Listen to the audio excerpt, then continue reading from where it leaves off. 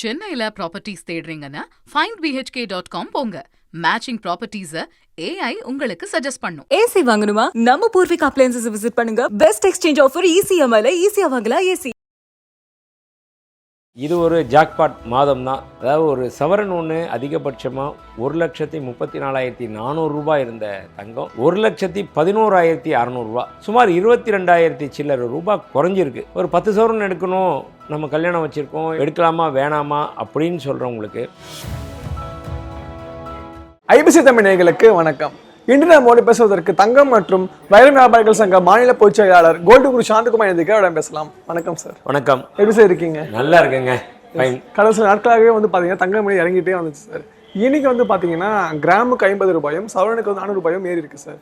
இந்த ஏற்றம் தொடர்ந்து இருக்குமா இல்ல இன்னும் இறங்க வாய்ப்புகள் இருக்கா சார்? கோல்டை பொறுத்த வரைக்கும் எப்படி நாம யாருமே எதிர்பார்க்காத ஒரு நேரத்தில் விலை கொஞ்சம் கொஞ்சமாக விலை உயர்ந்துகிட்டே இருந்துச்சு இல்லைங்களா? உயர்ந்துகிட்டே இருந்த தங்கம் போன வருஷம் மட்டும் பார்த்திங்கன்னா ஜனவரி 1ஆம் தேதி 7,150 ரூபா இருந்துச்சு ஒரு கிராம். அப்போது 8 56 56,000 ரூபா 58,000 ரூபா தான் இருந்துச்சு.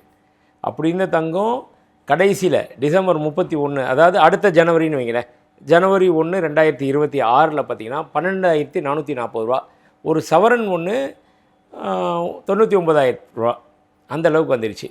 இது எதிர்பார்க்கவே இல்லை. அதற்கு உண்டான ஏற்றத்துக்கு உண்டான பலவேறு காரணங்கள் அந்தந்த ஒவ்வொரு நேரத்தில் மட்டும் ட்ரம்ப்பு அப்படி எப்படின்னு அதை தொட்டு நிறைய நம்மளே பேசியிருக்கோம். அப்படி வர ரேட்டு ஏறிடுச்சு. அப்படி ஏறின தங்கம் திடீர்னு இந்த வருஷத்தில் மட்டும் 2 ஒரு சரிவு கண்டிருக்கு.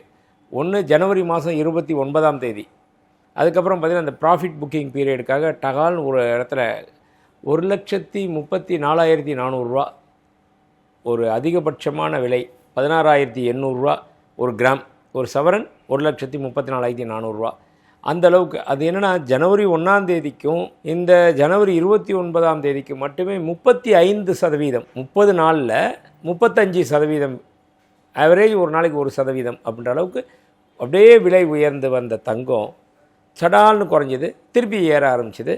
இப்போது இந்த ஈரான், இஸ்ரேல், அமெரிக்கா வார்னால் திடீர்னு பார்த்திங்கன்னா முதல் 2 நாளில் விலை ஏறிச்சு. வார் டிக்ளேர் ஆகிடுச்சு, யுத்தம் ஸ்டார்ட் ஆகிடுச்சு அப்படின்னு சொன்ன உடனே விலை ஏறிச்சு. அதுக்கப்புறம் என்ன ஆகிடுச்சு அப்படின்னா, வார் வந்தாச்சு அப்படின்னாலே கோல்டு ப்ரைஸ் டவுன் ஆகும். இதுதான் நம்ம இது வரைக்கும் பார்த்துருக்க உண்மை. ஆனால் இந்த முறை என்ன ஆகிடுச்சுன்னா, இந்த வார் டிக்ளேர் ஆகி வார் ரன் ஆகிடுச்சு. இந்த டைமில் கோல்டு ப்ரைஸ் கம்மியாகிட்டே வந்துக்கிட்டு இருக்குது. இதற்கு என்னென்னா ஆயில், இந்த க்ரூட் ஆயில் ப்ரைஸ் விலை கூடிக்கிட்டே இருக்குது. இப்படி கூடிக்கிட்டே இருக்கிறதுனால இன்வெஸ்டர்ஸ் எல்லாருமே எப்பயுமே பார்த்திங்கன்னா சாமானியர் ஒன்று, முதலீடுக்காக சேமிக்கிறவங்க ஒன்று. சாமானியர் என்ன பண்ணுவாங்க, அத்தியாவசிய தேவை, அதாவது கல்யாணம் வச்சுருக்கேன், ஒரு காது குத்து வச்சுருக்கேன் அப்படின்னு சொல்லி வாங்குறவங்க கேட்டகரியாக பிரிக்கலாம். அடுத்த கேட்டகரி என்னென்னா, என்னுடைய பொண்ணு கல்யாணத்துக்காக பின்னாடி வேணும், அதுக்காக இப்போ வாங்கி வைக்கிறேன் அப்படின்றவங்க. 3வது பார்த்திங்கன்னா, எனக்கு இன்வெஸ்ட்மெண்ட்டு ஷேரில் போடுறதா, மியூச்சுவல் ஃபண்டா, லேண்டா அப்படின்லாம் நிறைய ரிஸ்க் இருக்குது எல்லாத்துலேயும். எனக்கு ரிஸ்க்கே இல்லாமல் சும்மா சேர்த்து வைக்கிறேன் ஹாபி மாதிரி அப்படின்றது அந்த கோல்டு. இதுவரை மக்களை பொறுத்த வரைக்கும். அடுத்தது பெரிய லெவல் அப்படின்னா பிக் இன்வெஸ்டர்ஸ்னு சொல்லுவோம், பெரிய முதலீட்டாளர்கள். அவன் மில்லியன், பில்லியன், ட்ரில்லியன் அளவுக்கு பணத்தை வச்சுருப்பான். அவனுக்கு என்ன பண்ணுறது ஏது, பணம் எப்பயுமே சொல்லுவாங்க இல்லையா, வட்டி குட்டி போடுன்னு சொல்லுவாங்க, பணத்தை உருவாக்குவாங்க. அது மாதிரி அந்த இது அவங்க பல இதில் இன்வெஸ்ட் பண்ணுவாங்க.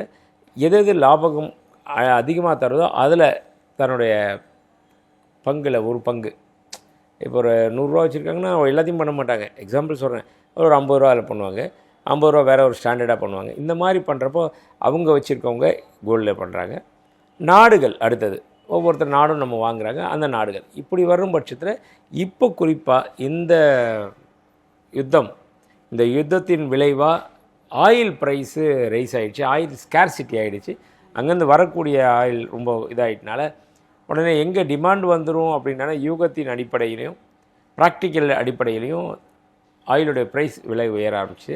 அப்போ இந்த தங்கத்திலலாம் உபரியாக போட்டு வச்சுருந்தாங்க பாருங்கள், சும்மா விலை ஏறுது இன்வெஸ்ட் பண்ணுவோம் அப்படின்னு சொல்லி வச்சுருந்தவங்க எல்லாமே இதிலேருந்து எடுத்து ஆயிலில் போட ஆரம்பிச்சிட்டாங்க. இப்போ நம்ம சொல்கிறோம் வெளிநாடுகளில் இருக்கோமா அப்படி இப்படின்னு, நம்ம நாட்டு மக்களுமே இப்போ ஷேர்ஸில் இன்வெஸ்ட் பண்ணுறாங்க இல்லையா, அவங்க மியூச்சுவல் ஃபண்டு இந்த மாதிரி பண்ணுறவங்களே, இந்த டிஜி கோல்டில் பண்ணுறவங்க, இடிஎஃப்பில் பண்ணுறவங்க எல்லாமே ஆயிலில் வந்து இன்வெஸ்ட் பண்ண ஆரம்பிச்சிடுறாங்க. அப்போ ஒட்டு மொத்தமாக ஆயிலுடைய டிமாண்ட் கூடிக்கிட்டே இருக்குது, ஆயிலுடைய ப்ரைஸ் பயங்கரமாக ஏறிட்டு இருக்குது, தங்கத்தினுடைய ப்ரைஸ் குறைஞ்சிருக்கு. இது எப்படி பார்க்கலான்னா, என்னையை பொறுத்த வரைக்கும் ஜனவரி 1ஆம் தேதியிலேருந்து அந்த ஒரு மாத காலத்திலேயே 35% விலை உயர்ந்துச்சு. இப்போ எவ்வளோன்னா அதில் ஒரு 20, 22, 23% விலை குறைஞ்சிருக்கு இந்த ஜனவரி 1ஆம் தேதி கணக்கு பார்த்தா. ஆக மொத்தமே ஜனவரி 1ஆம் தேதி இருந்த ப்ரைஸுக்கும் இப்போ இருக்கிற ப்ரைஸுக்குமே கணக்கு பண்ணி பார்த்தீங்கன்னா 12% விலை உயர்வு தான். 35 ஏறி இருக்குது, அதில் ஒரு 20 குறைஞ்சிருக்கு, 22 குறைஞ்சிருக்கு, 22, 23% அப்படி தான் நான் பார்க்குறேன். இப்போ இந்த ஏற்றம் வந்து அப்படியே இருக்குமா இல்லை அகைன் ஏறுமா சார்? இல்லை, இந்த ஏற்றத்தை இருக்குமா ஏறுமான்றது யாராலையும் சொல்ல முடியாது.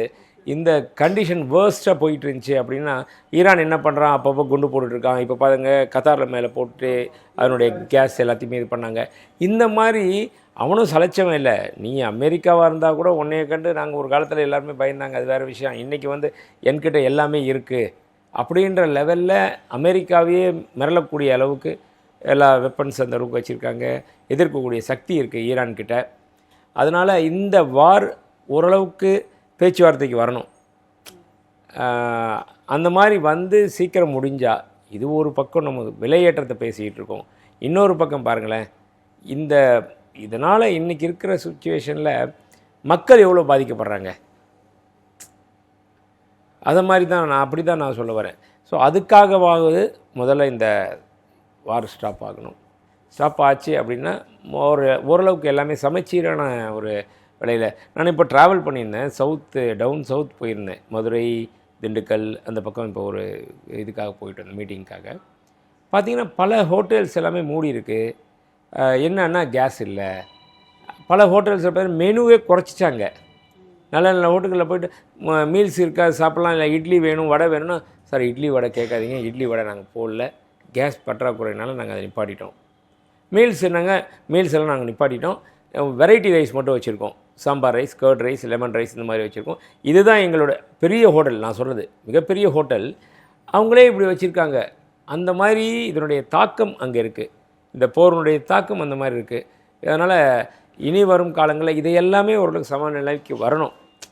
ஒரு பக்கம் விலை ஏறுதுன்றது வேறு விஷயம், பட் அது சமாளிக்கணும்ல. ப்ரைஸும் ஜாஸ்தி ஆகிட்டே போகுது ஒவ்வொரு விஷயமே. அதனால் அந்த போரை வச்சு தான் போர் நிறுத்தம் உடன்படிக்கை வந்து ஸ்டாப் ஆயிடுச்சுன்னா ஓரளவுக்கு எல்லா நிலைமை கட்டுக்குள்ளே வரும். அப்படி இல்லைன்னா இது ஒரு பெரிய பாதிப்பு தான். நம்ம ஆல்ரெடி அதிகமாக பேசியிருக்கோம் இதை பற்றி. இப்போ வெள்ளி வந்து பார்த்தீங்கன்னா இண்டஸ்ட்ரியல் யூஸ் அதிகமாக இருக்குது, நம்ம பேசியிருந்தோம் இல்லை சார். இப்போ வந்து பார்த்தீங்கன்னா போர் காரணமாக வந்து கோல்டு இன்வெஸ்ட் பண்ணாமல் ஆயில் மேலே இன்வெஸ்ட் பண்ணிட்டாங்க அப்படியே ஒரு கூட்டு இருக்குது. இப்போ சில்வர் பொறுத்த வரைக்கும் இண்டஸ்ட்ரியல் யூஸ் இருக்குல்ல சார், அப்போ அதுவும் ஏறணும்ல, ஆனால் அதுவும் இறங்கிட்டு இருக்கு. அது என்ன சார் காரணமாக? கரெக்டான கேள்வி தான். ஆனால் கோல்டும் சில்வரும் எப்போயுமே பிரதர்ஸ் அண்ட் சிஸ்டர்ஸ் மாதிரி.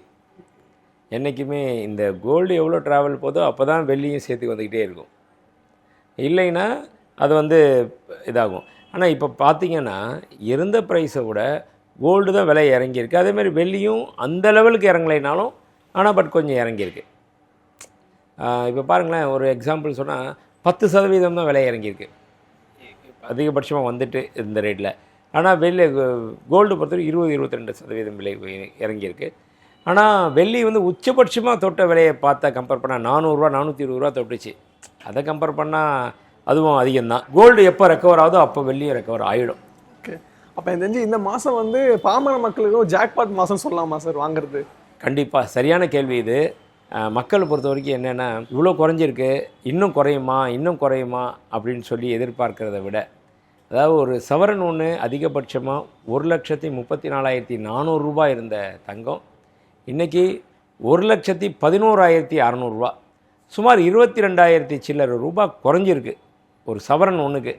ஒரு 10 சவரன் எடுக்கணும், நம்ம கல்யாணம் வச்சுருக்கோம், இல்லாத அமௌண்ட்டு மெச்சூர்ட் ஆகி வருது, எடுக்கலாமா வேணாமா அப்படின்னு சொல்கிறவங்களுக்கு ஒரு 10 சவரன் எடுத்தால் இன்றைக்கி கிட்டத்தட்ட ஒரு 2,4 லட்ச ரூபா மிச்சப்படும். அதுலேயே 2 சவரன் எக்ஸ்ட்ரா வாங்கிடலான்ற அளவுக்கு விலைவாசி இருக்குது. அதனால் இது ஒரு ஜாக்பாட் மாதம் தான், ஜாக்பாட் நிலை தான் இப்போ இருக்கிற நிலை. அதனால் தாராளமாக தங்கத்தில் இன்வெஸ்ட் பண்ணலாம். ஏன்னா விலை ஏறுமான்றது நீங்கள் ஒன்று இன்வெஸ்ட் பண்ணிவிட்டு நாளைக்கே எனக்கு ரிட்டர்ன்ஸ் வருமா அப்படின்னா கண்டிப்பாக இதில் அது கிடையாது. இன்வெஸ்ட் பண்ணுறேன், ஓரளவுக்கு ஒரு லாங் டேர்ம் இருக்குது அப்படின்னு சொன்னால் தாராளமாக இப்போ இருக்கிற ஒரு டைம் அருமையான நேரம். ரொம்ப ஆசைப்பட்டு ரொம்ப இன்னும் குறையும் எதிர்பார்க்குறத விட இப்போ குறைஞ்சிருக்கிறது நல்ல அருமையான ஒரு தருணம். இந்த அளவுக்கு இன்னும் இதுக்கு மேலே குறையுமா அப்படின்னாலும் அது ஒரு சந்தேகமான ஒரு விஷயம். ஆனால் இப்போ வாங்கலாம். சார் இப்போ சில கடைகள்லாம் வந்து பார்த்தீங்கன்னா இயர் எண்டு சேல் அப்படின்னு சொல்லிட்டு வேஸ்டேஜ் வந்து 3%, 6%லாம் தராங்க சார். அது மாதிரி கொடுக்குறதால உங்களுக்கு லாபம் கிடைக்குமா, இல்லை அவங்க கொடுக்குற எந்த மாதிரி நகைகள் சார்? இல்லைங்க, யாருமே லாபம் கிடைக்குமா இல்லை நஷ்டம் கிடைக்குமானா நஷ்டத்துக்காக வியாபாரம் பண்ண மாட்டாங்க. அவங்க இஞ்சில் லாபம் மஞ்சள் நிலைன்னு சொல்லி ஒரு பழமொழி இருக்குது. இதில் இருந்து வேறு வழியாக அவங்க எடுத்துருவாங்க. இன்னொன்று, இதுவுமே வந்து தன்னுடைய அடக்க விலைக்கு கீழே தரமாட்டாங்க. அடக்க விலையில் என்ன இருக்கோ அதுலேருந்து லாபத்தை குறைச்சிக்கிட்டு ரொட்டேஷன் வேணும், எனக்கு பணம் வேணும். இப்போது ஒரு எக்ஸாம்பிள் சொல்லணுன்னா, ஒரு இடம் விற்க வரார் ஒருத்தர். இப்போ கோல்டுக்காவது இதுதான் ஃபிக்ஸட் ப்ரைஸ் இருக்குது. ஒரு ஏரியாவில் ஒரு மாம்பழமோ இல்லை ஒரு மயிலாப்பூரோ ஆழ்வார்பேட்டோ ஒரு அரை கிரவுண்ட் இடம் வச்சுருக்கார் ஒருத்தர். இந்த இடத்துக்கு இவ்வளோ தான் வேல்யூ, மார்க்கெட் வேல்யூன்னு யாராலும் ஃபிக்ஸ் பண்ண முடியுமா? முடியாது. கைட்லைன் வேல்யூவை ஃபிக்ஸ் பண்ணலாம், அது அரசாங்கம் பண்ணும். மார்க்கெட் வேல்யூ யாராலையும் பண்ண முடியாது. ஒரு கிரவுண்டு 5 கோடி ரூபாய்க்கும் இருக்குது. 5 கோடின்னு ஒருத்தர் சொல்லிக்கிட்டே இருக்கார், விற்கலை. அவருக்கு பணம் தேவைப்படுது, 4 கோடி சொல்லுவார், அதுவும் விற்கலை. ஒரு பார்ட்டி வந்து எனக்கு 3.25 கோடினா நான் இந்த படத்தை வாங்கிக்கிறேன், இப்போயே உடனே பணம் தரேன் அப்படின்னு ஆல்ரெடி ஒரு மைண்ட் செட் வந்து 5லேருந்து 4 வந்துட்டார். அப்படின்றப்ப யோசித்து பார்ப்பார், இன்னும் விற்காமல் போனால் என்ன பண்ணுறது எனக்கு இன்றைக்கி. அவருடைய வைத்த வழி அவருக்கு தான் தெரியும். அந்த வைத்த வழியை வச்சுட்டு பரவாயில்ல எனக்கு இந்த பணம் வேணும் அப்படின்னு கொடுக்கறதும் உண்டு. அது போல தான் ஒவ்வொரு விஷயமே அவங்களுடைய இதை பொறுத்து. சார், ஒரு சின்ன டவுட் சார். இப்போ செய்கூலி சேதாரம் போடுறாங்களா சார்? செய்கூலின்றது அந்த நகை எப்படி பண்ணுறாங்க, அதுக்கான ஒரு கூலி அப்படின்னு சொல்லிக்கலாம் சார். சேதாரம் இருக்குல்ல சார், அதை பற்றி எக்ஸ்பிளைன் பண்ண முடியுமா? இல்லைங்க, இப்போ வந்து செய்கூலின்றது அறவே கிடையாது, எடுத்தாச்சு. இன்றைக்கி வந்து ஒரு நகை வாங்குறீங்க, நீங்களே இப்போ ஒரு செயினோ இல்லை ஒரு பிரேஸ்லெட்டோ நீங்கள் வாங்க வரீங்க அப்படின்னு சொன்னால், அந்த பிரேஸ்லெட்டு 1 பவுன் வச்சுக்கோங்க. 8 கிராமுக்கு விலையை பார்த்தீங்கன்னா 1,12,600 இன்றைக்கி ரேட், 11,200. ஒரு கிராம் ஒன்று 13,950 இருக்குது.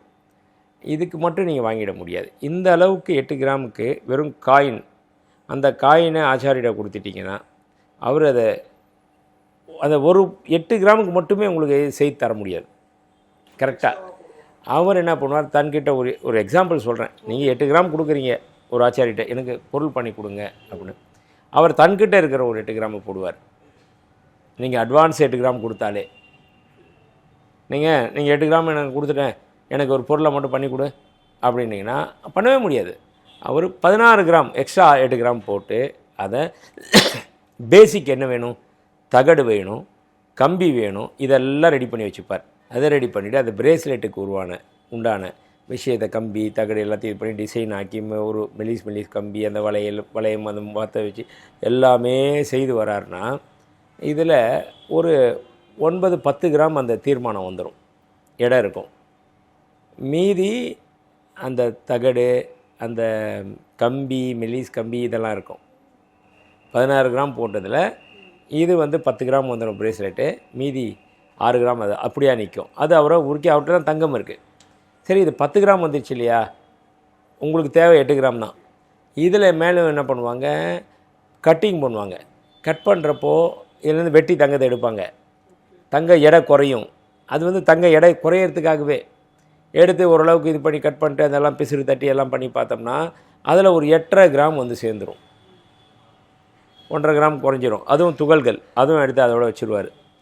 மீதி இந்த 1/2 கிராம் 8.5 கிராம் இருக்குல்ல, இதை வந்து 8 கிராம் தான் வேணும் ஷார்ப்பாக உங்களுக்கு அப்படின்றப்போ எங்கெங்கே எக்ஸ்ட்ரா எடை கூடி இருக்கோ அதெல்லாம் ஃபைல் பண்ணுவாங்க. ஃபைல் பண்ணுறப்போ பொடியாக வரும். தயார் பண்ணுறதுக்கும் அந்த மாதிரி ஃபைல் பண்ணி தான் பண்ணணும். லாஸ்ட்டில் எடையை குறைக்கிறனால இந்த மாதிரி பண்ணணும். அதில் கட்டிங் மேலே பலன்னு வரணும்னா மிஷினில் விட்டு கட் பண்ணுவாங்க. மிஷினில் கட் பண்ணி வச்சுன்னா மீதி துகள்கள் தான் வரும், பவுடர் சன்னமாக. இது எல்லாம் ஒட்டுக்கு எடுத்து வச்சுட்டு இதை 8 கிராம் பொருள் வந்துருச்சுன்னா இதை வந்து தயாரிப்பு செலவுன்னு சொல்லி பர்சன்டேஜ் கணக்கில் அவர் வாங்குவார் கடைக்காரர்கிட்ட.